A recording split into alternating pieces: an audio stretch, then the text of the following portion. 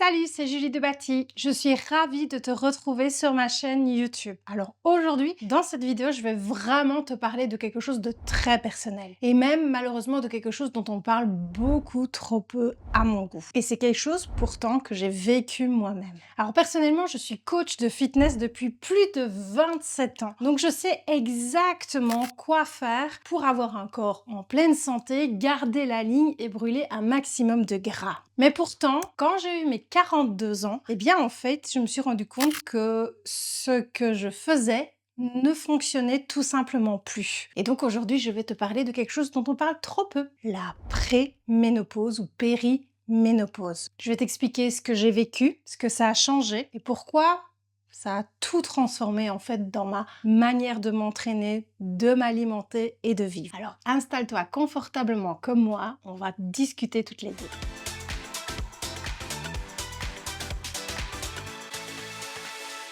Tout a commencé en fait quand j'ai sorti mon tout premier livre, 10 minutes par jour pour te transformer. Alors lors de mes séances de dédicace, j'en ai plusieurs, peut-être toi qui m'écoutes en ce moment, qui sont venus me trouver tout bas, un peu honteuse, en me disant Julie, je suis ménopausée, j'ai plus de 40, j'ai plus de 50 ans, je n'arrête pas de prendre du poids, je suis désespérée, mon corps me dégoûte, je prends surtout au niveau du ventre. Aide-moi.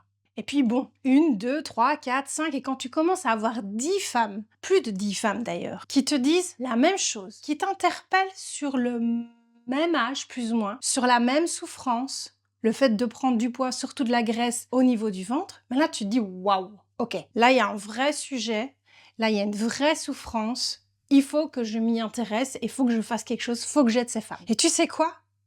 Avant ça, honnêtement, tout ce qui était préménopause, périménopause, ménopause, je n'y connaissais rien. J'en ai jamais parlé avec ma maman. À l'époque, on n'en parlait pas spécialement. Donc moi, je savais même pas ce que c'était. Mais je te dis ça, il y a 2 ans. J'avais quand même 42 ans. J'en étais quand même pas très loin, voire même dedans. Et vraiment, je ne savais rien sur le sujet. Mais je me suis dit, ok, on va se documenter à fond. Et là, je m'y suis mise vraiment à fond. J'ai acheté un premier livre, deuxième, troisième, bref, j'en ai des tonnes. J'ai commencé à suivre plein de médecins, regarder des conférences, des interviews, faire des formations sur le sujet de la préménopause, périménopause et de la ménopause. Et quand j'ai commencé à lire la liste des symptômes de la périménopause, préménopause, mais je me suis dit, mais j'ai ça, j'ai ça, j'ai ça, j'ai ça, j'ai ça, j'ai ça. Et là, je me suis dit, what? Attends, ce que je suis en train de vivre là, en fait, c'est la préménopause. Je suis complètement dedans, en fait. Alors au début, ça faisait déjà quand même une bonne année que je souffrais de bouffées de chaleur sans savoir que c'était ça. J'étais là dans des endroits où je n'en pouvais plus, j'avais chaud, je devais enlever les couches, les couches, les couches. Je disais à mon mari, mais il fait chaud ou c'est moi? Il me fait, non, c'est toi. Ah, ok, bon. Je savais pas que c'était des bouffées de chaleur, absolument pas. Puis il a commencé à avoir les fameuses sautes d'humeur là. L'état émotionnel en dents de scie, un coup t'es heureuse, la seconde après tu es déprimée, tu pleures pour un oui, pour un non, puis tu redeviens heureuse, puis t'es déprimée, t'es calme, t'es nerveuse, t'es calme, bref, le truc là, tu vois, les montagnes russes émotionnelles. Ça, je le vivais en plein dedans, mais je pensais juste que j'étais en train de devenir insupportable et dépressive. Et ça faisait quand même pas mal d'années que je vivais des sueurs nocturnes. Ça, c'est quelque chose que j'ai depuis pas mal de temps. Dans la trentaine, vers 35 ans, j'ai commencé à en avoir beaucoup, à me réveiller trempée, et puis crever de froid, trempée, chaud, froid, bref, voilà, ouais, ça je connaissais déjà. Mais de nouveau, je savais pas que c'était lié à la préménopause. Et puis le fameux brouillard mental, là, tu vois le truc où tu es en haut et tu dis « Ah, faut que j'aille chercher ça dans la cuisine ». T'arrives dans la cuisine, t'es là, tu fais le grand désert émotionnel. Tu dis « Pourquoi je suis là ?» Aucune idée. Tu remontes, là où tu as eu l'idée, et tu dis « Ah mais oui, je suis descendue pour ça !»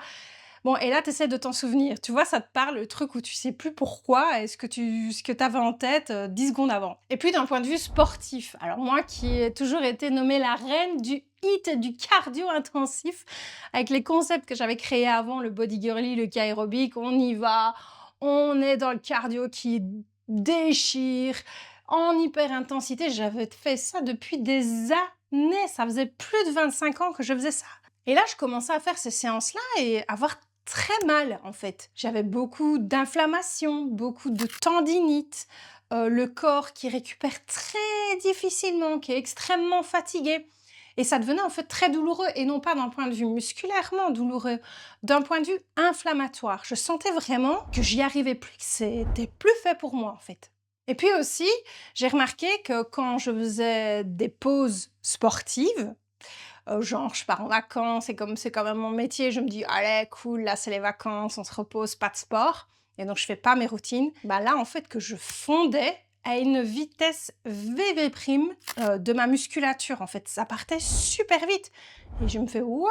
C'est quoi ce truc?» Moi qui suis hyper sportive, je perds tout super vite, c'est pas normal ça. Bon, fort heureusement, ça revient assez vite aussi. Ça, c'est cool. Dès qu'on recommence 2-3 fois et c'est reparti. Et là, je me suis vraiment dit: «OK ma cocotte, là, il y a un truc qui a changé dans ton corps et il va falloir que tu changes ta méthode. Fini la performance, fini d'être dans le dépassement intensif avec des hits qui envoient du lourd. Faut vraiment que tu acceptes bah, que tu es plus sportif de haut niveau, que tu vieillis et qu'il va vraiment falloir changer ben, ta méthode d'entraînement parce qu'elle ne te correspond plus. Alors évidemment, là, je peux te dire qu'en tant qu'ancienne sportive de haut niveau, hein, j'ai quand même gagné 2 coupes du monde de karaté, 17 fois championne de Belgique de karaté, donc le sport de haut niveau, je sais ce que c'est. On a encore plus d'orgueil que quelqu'un de madame tout le monde. Et donc voir qu'on n'est plus capable de faire quelque chose comme avant, eh ben, ça fait mal au moral. Ça fait très mal au moral. Mais voilà, c'est comme ça. C'est la vie. Il faut accepter de vieillir, accepter qu'à un moment donné, on peut plus faire les mêmes choses qu'à nos 20 et nos 30 ans. C'est normal. Alors, ce que j'ai vécu là, et ce que toi tu vis peut-être, c'est pas dans la tête. Et c'est souvent ce qu'on pense. Je suis en train de devenir dingue. Je suis dépressive, j'ai pété un câble, je suis malade, il y a une maladie, il y a un truc qui va pas. Non, en fait, c'est hormonal entre 40 et 50 ans. Et c'est pour ça que je dis toujours entre 40 et 50 ans. Je mets pas une date précise. Pourquoi? Parce qu'il y a des femmes, bah, ça peut se passer avant 40 ans, vers 35 ans, et elles peuvent être ménopausées à 45 ans. Comme il y a des femmes qui vont rien sentir, et puis d'un coup vont être ménopausées, et elles ont rien eu avant. Et comme il y en a, elles vont vivre l'enfer pendant une dizaine d'années. Donc c'est vraiment pas une date fixe, c'est une période. On pourrait englober encore plus loin, mais on va dire entre 40 et 50 ans, c'est vraiment la période qui chamboule le plus les femmes. Pourquoi? Parce que nos hormones, elles sont pas stables. Elles font voilà, quelque chose de pas du tout régulier. Et on vit la baisse des œstrogènes. Et donc, cette irrégularité hormonale qu'on vit toutes, qu'on le veuille ou non, on la vit toutes. Et bien, ça a une influence sur tout, sur notre métabolisme, sur notre corps, sur notre sommeil, sur notre poids, sur notre humeur, sur notre état psychologique, sur notre énergie, sur notre état de fatigue, sur notre état musculaire, sur notre état osseux, et j'en passe, et j'en passe, et j'en passe. Ce qu'il faut comprendre, c'est qu'à partir de 30 ans, oui, tu as bien entendu, 30 ans déjà, on commence à perdre de la masse musculaire, environ 0,5%. Et plus on vieillit, eh bien, plus cette fonte musculaire augmente. Donc vers 40-50 ans, on est déjà à 1% et ça augmente. Et donc ce qu'il faut savoir, c'est que cette fonte musculaire, eh bien, ralentit le métabolisme, d'accord, élimine moins de calories. Et qu'est-ce qui se passe? Ça va laisser la place à quoi? Aux graisses, surtout au niveau du ventre, de s'installer, même si on est déjà sportif ou très active. Alors notre métabolisme, il ralentit, notre cortisol, il augmente. Et donc ce qui fonctionnait avant ne fonctionne plus nécessairement maintenant. C'est pas une question d'intensité ou de motivation, c'est métabolique, biologique, tout simplement. Ce que beaucoup de femmes ignorent, c'est que cette fameuse prise de poids, ces fameux changements, ce moment où le gras va commencer à s'installer et le muscle diminuer, en fait, ça se joue pendant cette fameuse période entre 40 et 50 ans. Ce n'est pas une fois la ménopause installée. Parce que beaucoup de femmes disent « oui, mais… Alors les gentilles, hein, vous voyez, genre… quand je dis j'ai un ventre plat à mon âge, etc., il y a des gentilles dames bien intentionnées. On leur envoie plein d'amour. Me disent ah tu vas voir comment tu vas morfler à 50 ans quand tu seras ménopausée, comme tout le monde. Merci pour cette douceur et cette gentillesse. Eh bien, Peut-être pas, en fait, justement, parce qu'elle pense que c'est à 50 ans qu'il se passe ces changements-là, qu'il se passe que, ben, on va d'un coup, parce qu'on est ménopausé, on prend du gras, ping, ça arrive de nulle part. Là, hop là, c'est faux. C'est avant que ça s'est passé. C'est tous les changements avant qui n'ont pas été faits au bon moment qui vont faire que justement, arrivé à 50 ans, on va constater les dégâts, si je peux appeler ça comme ça, cette fameuse prise de gras, parce qu'on n'aura pas anticipé et fait les bonnes choses au bon moment. Donc c'est vraiment maintenant, entre tes 40 et 50 ans, je vais dire par rapport à la période de préménopause, périménopause, mais j'utilise plus ce terme-là parce que j'ai beaucoup de femmes qui me disent « Ah, moi j'ai été chez le médecin, il m'a dit oh, je suis pas préménopausée, je suis pas périménopausée, ça me concerne pas ». Ah bah en fait, d'abord, le médecin, il faut qu'il change de métier, d'accord? Parce que souvent, ils disent, oui, vous êtes trop jeune, parce qu'ils ne voient que l'état de ménopause. C'est malheureux, mais c'est comme ça.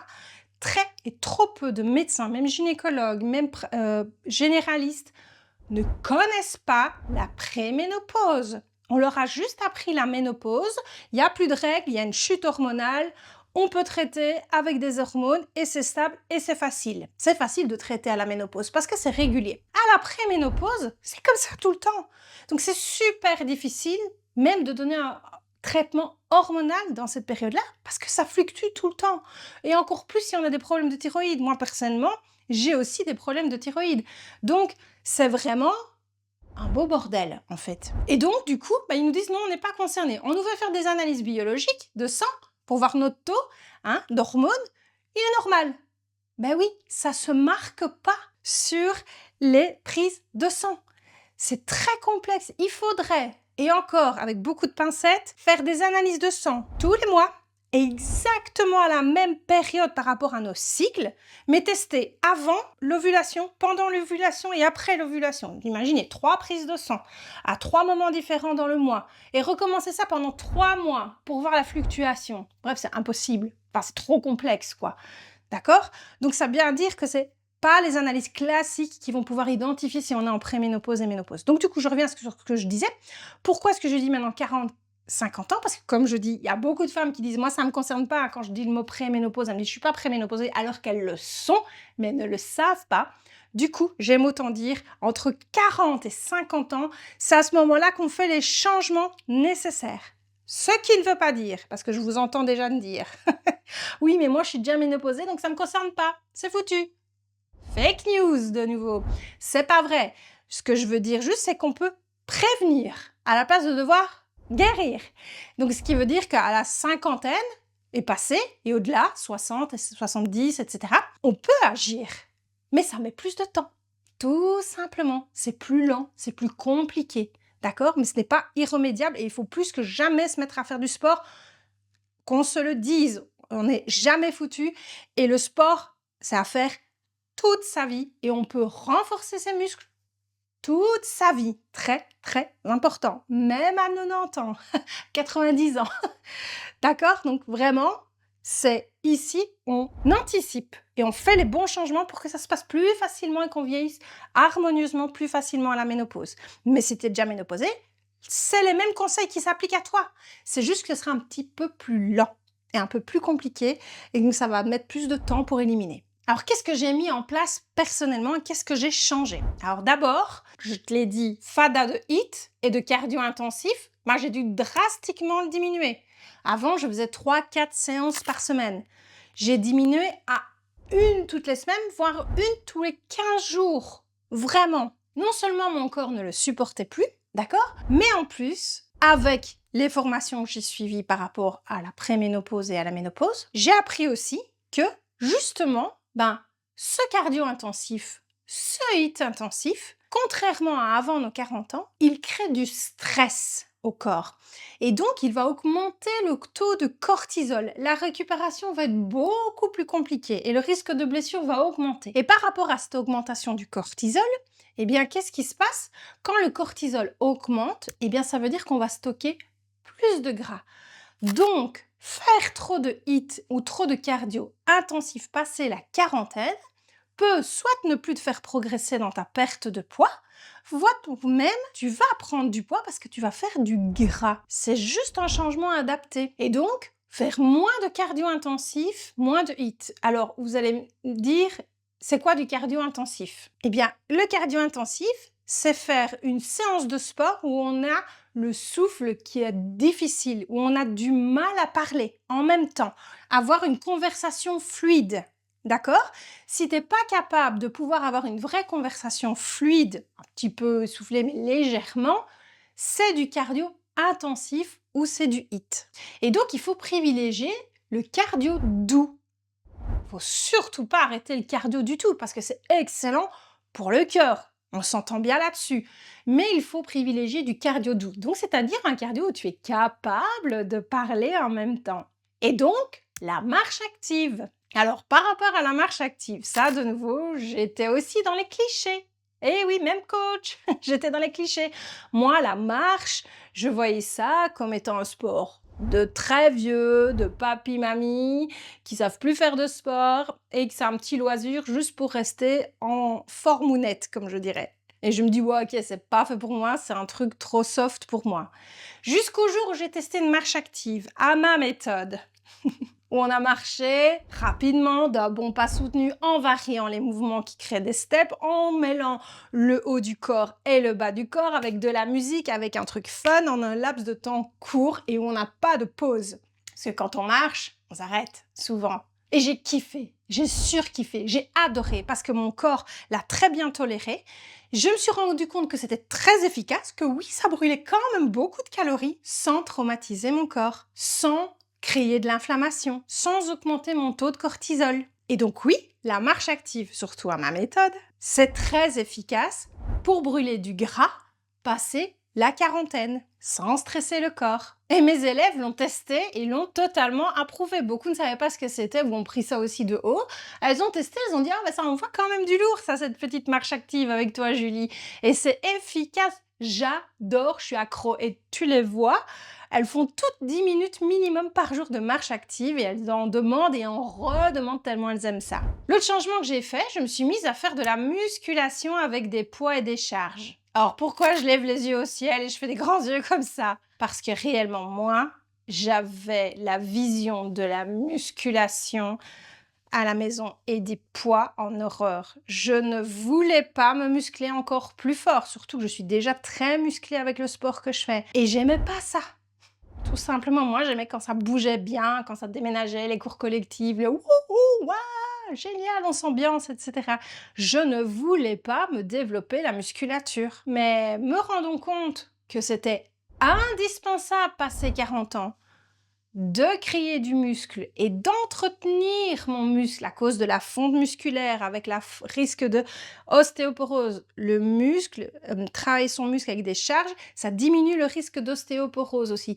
Ça brûle beaucoup plus de gras et même au repos. C'est beaucoup moins inflammatoire qu'un HIIT intensif. Et puis en plus, ça fait plein d'autres vertus comme sculpter la silhouette, affiner, dessiner le corps, aider à mieux dormir et à brûler plus de calories et à booster encore plus le métabolisme. Donc du coup, je me suis dit, oui, c'est indispensable, faut que tu t'y mettes. Donc j'ai commencé à faire un travail musculaire à la maison, avec des petites charges, 10, et puis, 1 kilo, et puis je suis montée progressivement jusqu'à des 10 kilos, mais j'adapte en fonction des mouvements. Des fois, je mets 1 ou 2 kilos pour certains mouvements, d'autres, je monte jusqu'à 10 parce que j'ai plus de force dans ce muscle-là, etc. Et puis, j'ai fait des séances très courtes, 10, 15 minutes, 20 minutes, grand maximum de musculation à la maison. Pas besoin d'aller à la salle, pas besoin d'avoir de matériel compliqué et de soulever des charges très lourdes. Alors vraiment, au début, j'ai pas du tout kiffé l'exercice, hein. J'aimais vraiment pas ça. Vraiment, par honnêteté, c'était pas le truc, c'était trop calme. Pour moi qui suis une super excitée et qui suis une hyperactive, rester statique à faire des répétitions de mouvements sans un côté wouhou, one again, c'était vraiment pas ma came. Mais je l'ai quand même fait. Et j'ai maintenu parce que je savais que c'était bon pour mon corps et pour ma santé et indispensable à mon âge. J'ai vu mon corps se transformer. J'ai récupéré des belles fesses arrondies que je n'avais plus à cause du cardio parce que le cardio, ça amincit, mais ça crée des fesses creuses plates. Hein, si vous voyez bien, les filles qui font pas de travail musculaire avec des poids, elles ont des fesses plates. Moi, j'ai retrouvé, j'ai jamais eu de fesses plates non plus, mais j'ai retrouvé des fesses plus musclée, plus dense. J'ai vu mon corps se densifier. J'ai vu que mes bas de bras, ils commençaient à se relâcher. Je me dis: «What? C'est quoi ce bordel? Moi, je suis sportive, mes bras, ils commencent à bleu-bleuter. Qu'est-ce que c'est que ce bordel?» Et bah, en fait, avec la musculation, avec des petites charges, et ben, mon bras de bras, le bas du bras, et ben, il est redevenu ferme et tonique. Et donc, finalement, j'ai commencé à kiffer le travail. Et donc, maintenant, je cumule presque tous les jours avec 1 ou 2 jours de repos par semaine, 10 minutes de marche active pour booster mon métabolisme, pour relancer, pour brûler du gras en douceur. Et j'enchaîne avec 10 minutes ou 20 minutes de musculation quand j'ai le temps, par zone de corps. Et ça me convient parfaitement bien. Et ça convient à toutes les femmes qui l'essayent d'ailleurs. Autre changement, mais ça que j'avais même déjà établi avant, vers la trentaine, j'ai stoppé les sucres rajoutés. Alors j'ai fait ce changement il y a plus d'une dizaine d'années, maintenant même 15 ans. Pourquoi? Parce que j'avais l'habitude du petit déjeuner qu'on dit à la française, pain au chocolat, croissant, sucré, jus d'orange, confiture, etc., etc., pain blanc. Je mangeais comme ça, parce que c'est comme ça qu'on m'avait toujours appris et c'est comme ça qu'on a l'habitude, nous, en Belgique, en France, etc., de petit déjeuner. Et je me suis rendu compte que je faisais souvent des malaises avec l'effort quand je donnais cours, etc.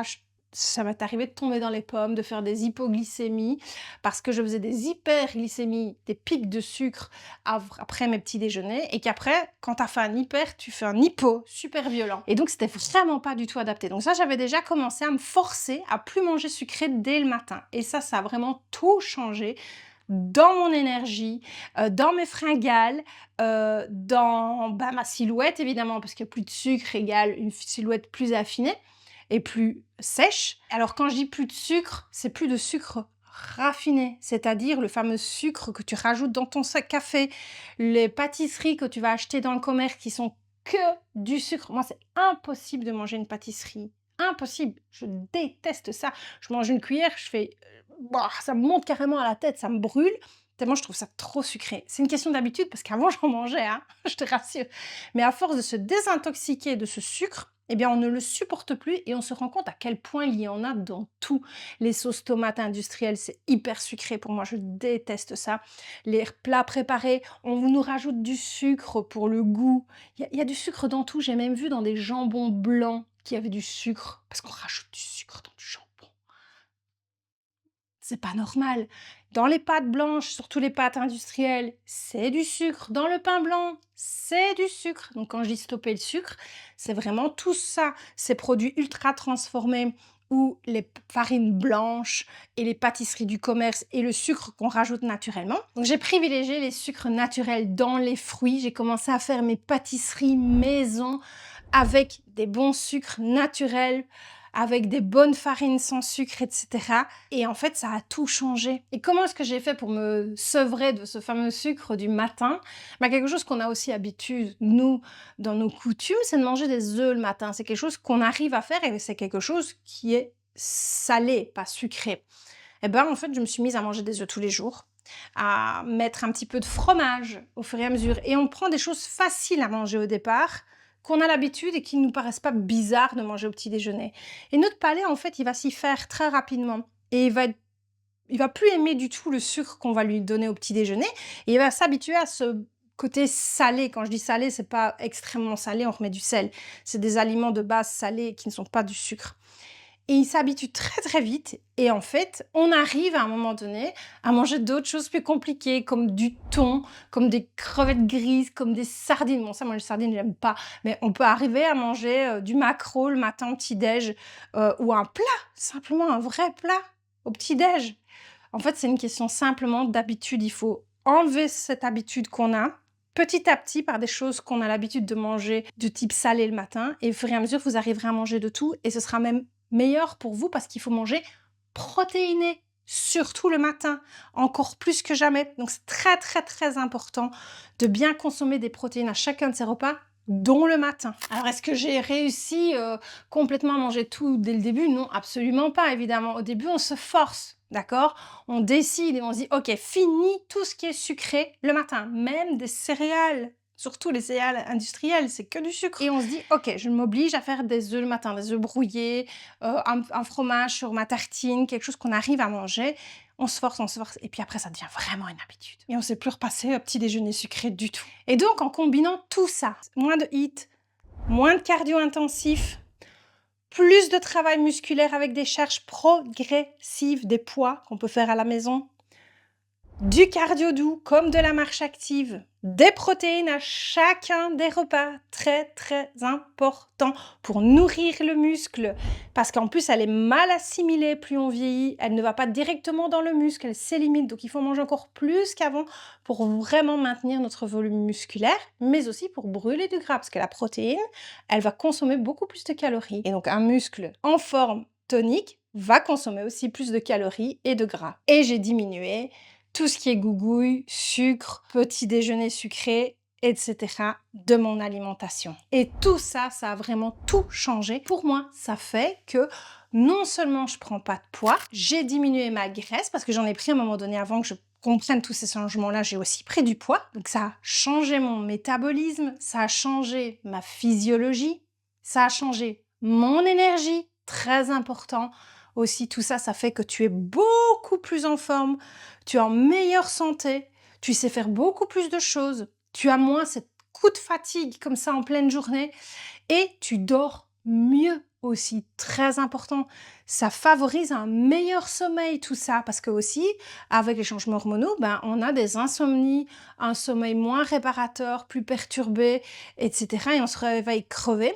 Tous ces changements favorisent aussi un meilleur sommeil. Et puis pour l'humeur aussi, ça aide énormément parce que le sport et la pratique sportive, eh bien, ça sécrète l'hormone du bonheur et donc du coup, ce qui veut dire que ça fait du bien au système cognitif et ça régule un petit peu plus l'humeur, le stress, etc. D'ailleurs, j'ai remarqué réellement quand je ne fais pas de sport parce que je suis malade ou que j'ai pas eu le temps ou que ceci ou que cela, je suis très nerveuse, très à cran et avec une humeur très changeante. Tandis que quand j'ai eu ma dose de sport et que j'ai fait mon sport, le matin, je le fais moi parce que ça me fait du bien pour toute la journée, je sens beaucoup mieux et beaucoup plus calme et beaucoup plus apaisée et je dors très bien. Un autre sujet qu'on aborde pas beaucoup, c'est le fameux traitement hormonal. Alors souvent on l'associe avec la ménopause, puisque comme je l'ai dit tout à l'heure, c'est beaucoup plus stable les hormones. Donc c'est facile de prescrire un traitement hormonal. Mais j'ai découvert qu'on peut avoir un traitement hormonal en préménopause, même si on est toujours réglé et si on n'a pas la ménopause installée. Alors mon but, c'est pas du tout de te pousser au traitement hormonal, d'accord? C'est bien évidemment sous avis médical, au cas par cas, suivant nos antécédents médicaux et familiaux, très très important, j'insiste. Mais je veux juste te partager ma propre expérience. Donc moi, j'ai été consultée pour pouvoir avoir ce fameux traitement hormonal alors que je suis préménopausée, mais pas ménopausée complète. Et donc, j'ai trouvé les bons médecins qui m'ont prescrit les œstrogènes en complément d'une pilule adaptée, parce qu'on ne peut pas prendre juste les œstrogènes seuls quand on est en préménopause. Il faut une régulation hormonale, donc je ne prenais plus de pilule depuis 2 ans, prendre une pilule adaptée et mon traitement hormonal en plus. Et honnêtement, sans vous mentir, ça a changé vraiment ma vie. J'étais devenue insupportable, avec des sauts d'humeur épouvantables, qui me pourrissaient vraiment la vie et à tous ceux qui vivaient avec moi. Je m'en prenais à eux injustement. J'étais extrêmement agressive, extrêmement à cran, à me mettre en colère, puis à pleurer, puis à rire d'un coup, vraiment, plus calculé. On me dit: «Mais elle est folle celle-là, c'est pas possible» et avec cet énorme sentiment de culpabilité après, parce que quand tu fais une crise comme ça où tu t'en prends injustement à tout le monde, au moment où tu es sûr que tu as raison, c'est toi la de king et quand ça redescend, cette pique, de pétage de durite, j'appelle ça comme ça, quand ça redescend, tu es dans un énorme sentiment de culpabilité, en fait. Tu te dis: «Mais je suis un monstre, je suis abominable, je suis quelqu'un de mauvais, je suis quelqu'un de méchant». Tu t'en veux terriblement et c'est pire que tout, en fait. Tu crois que tu es une mauvaise personne et moi, c'était vraiment quelque chose qui me faisait le plus souffrir. Ça me faisait souffrir moi, mais ça faisait souffrir mes proches aussi. Et donc, c'est vraiment principalement pour ça que j'ai commencé le traitement hormonal. Et réellement, tout ça, ça a été régulé à une vitesse en quelques semaines. Mes humeurs sont devenues très stables. Mon état émotionnel est devenu très stable. J'avais plus, ces crises de nerfs, de colère, cette agressivité et ce Jean qui rit, Jean qui pleure d'un coup et cetera, c'était devenu normal. Et là, quel soulagement parce que tu te rends compte que c'est vraiment tes hormones qui ont chamboulé ça et qu'en les régulant, tu redeviens normal. Donc c'est pas dans ta tête, tu pas en train de devenir folle, tu pas dépressive, tu pas une mauvaise personne, c'est tes hormones et moi ça a vraiment tout changé. À ce point de vue-là, franchement, ça a tout changé. Donc ce que je veux vraiment te dire par rapport à ça, c'est alors je sais que c'est pas facile parce qu'il y a très peu de spécialistes de la périménopause qui vont prescrire des traitements hormonaux en préménopause simplement par ignorance. Même ma gynécologue classique m'a dit: «Je peux pas vous aider, je suis pas spécialiste là-dedans. Allez voir une spécialiste des traitements hormonaux des femmes» et j'ai eu des délais de fou avant d'avoir un rendez-vous parce qu'ils ont pris l'assaut, évidemment. Mais vraiment, parlez-en. Si vous avez la chance de trouver quelqu'un, le traitement hormonal pourrait vraiment changer votre vie, même en pré-ménopause. Mais je rappelle avec énormément de pincettes, c'est au cas par cas. Ce qui a fonctionné sur quelqu'un ne fonctionnera pas spécialement et ce n'est pas adapté à tout le monde non plus. Alors si tu te reconnais dans beaucoup de choses de ce que je viens de dire, sache vraiment que du coup tu n'es pas seul et que c'est pas du tout dans ta tête. Ce sont tes hormones. Et donc je le répète, entre 40 et 50 ans, tout change dans ton corps, dans tes hormones, dans ton métabolisme. C'est la période la plus chamboulante pour les femmes avec la puberté, ça aussi c'est pas mal. Et souvent on comprend pas ce qui se passe, on se sent complètement dépassé, découragé, on fait des efforts, on fait du sport, on enchaînement, plus rien ne bouge, plus rien ne fonctionne comme avant. Et donc ce qui est vraiment important, c'est d'abord de comprendre ce qui se passe dans notre corps, que nous sommes en préménopause, que nos hormones font les montagnes russes, que c'est normal, que c'est hormonal, que toutes les femmes de la planète vont être un jour ménopausées. Il y en a qui sentent plus les symptômes que d'autres, ça veut pas dire qu'on est des petites chochottes, ça veut dire qu'il y en a qui ont des hormones qui font plus la foire que d'autres. Et donc quand tu comprends que c'est pas dans ta tête, que t'es pas malade, que t'es pas en train de devenir dingue, et que c'est juste hormonal, ça change déjà beaucoup, beaucoup de choses. Et quand tu comprends que c'est maintenant, entre 40 et 50 ans, qu'il faut faire les bons changements, pas après, maintenant. Après, qu'est-ce qui va se passer? Tes habitudes seront ancrées et tu continueras sur ta lancée. Tout se passera nettement mieux. Mais si tu es déjà ménopausée, tu peux encore faire les changements maintenant, bien sûr, d'accord?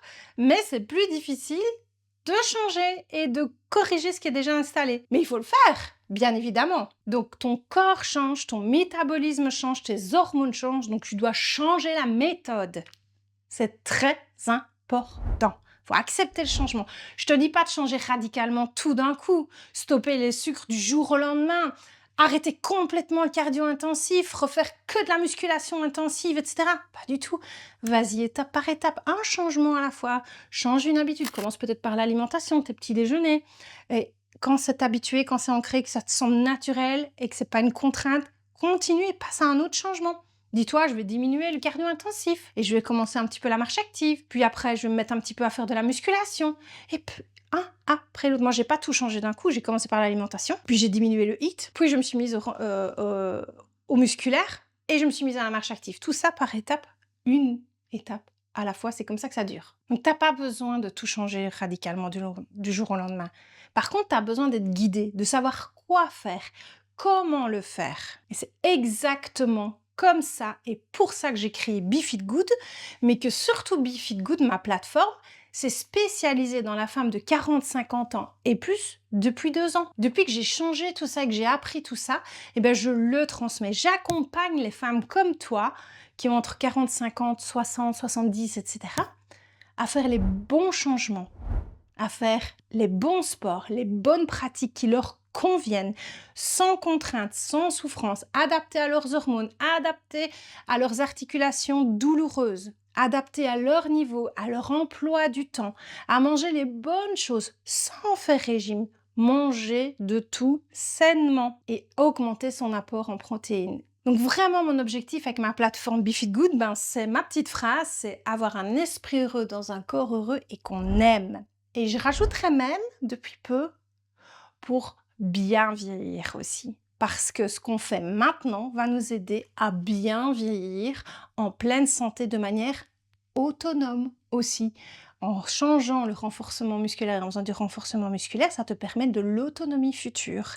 C'est-à-dire ne pas dépendre de quelqu'un pour faire tes courses, te faire à manger, ouvrir une simple bouteille d'eau parce que tu n'as plus cette force musculaire puisque je te rappelle, elles font tous les ans de plus en plus. Donc c'est vraiment tellement important. Le muscle, c'est ton médicament naturel anti-âge. Vraiment. J'ai mis longtemps avant de le comprendre, mais maintenant que je l'ai compris, je peux te garantir que je ne vais plus l'abandonner. Parce que j'ai envie de bien vieillir. Et donc ma plateforme, elle est vraiment pensée pour toi, pour les femmes de 40-50 ans et plus, où je t'accompagne avec les bons programmes adaptés, la bonne nutrition. Je t'abandonne pas. Il y a un groupe entraide aussi, où tu peux poser toutes tes questions et où chaque jour, je réponds à tout le monde. Vous n'êtes pas abandonné et il y a même la communauté qui va t'aider à te motiver aussi. Donc je t'invite vraiment à me rejoindre sur BeFitGood. Je t'ai mis le lien juste ici en dessous. N'hésite pas à aller passer le petit questionnaire, tes programmes personnalisés ici une fois que tu es sur la plateforme. On va vraiment te dire en fonction de toi, ton profil, quels sont les programmes faits pour toi, adaptés à ton âge, à ton niveau, à tes hormones, à ton emploi du temps, à tes blessures, etc. Et puis si tu as aimé cette vidéo, si tu as appris plein de choses, laisse-moi un commentaire. J'adore vous lire et j'adore savoir aussi si je vous ai appris quelque chose, si ça a fait un déclic dans votre tête, si vous avez compris aussi. Ça me motive à faire d'autres vidéos comme celle-ci, à en faire encore plus pour échanger avec vous, parce que moi, mon but, c'est que vous vous sentiez bien, que comme moi, vous vieillissiez le mieux possible, en aimant votre corps, en vous sentant bien simplement dedans. Et puis n'oublie pas évidemment de liker cette vidéo et de la partager à une amie, pourquoi pas, pour qu'elle aussi sache ce qui se passe dans notre corps et qu'elle puisse aussi bien vieillir en se sentant bien dans son corps. Et si c'est pas encore fait, n'oublie pas de t'abonner à ma chaîne et d'activer la petite cloche pour ne rien rater de mes prochaines vidéos. Une semaine sur deux, je te mets des exercices et des mouvements à faire facilement à la maison. Et l'autre semaine, je te parle d'un thème où je t'explique, comme aujourd'hui, plein de choses que je connais, que j'ai apprises et que j'ai envie de transmettre. Bon, allez, prends soin de toi.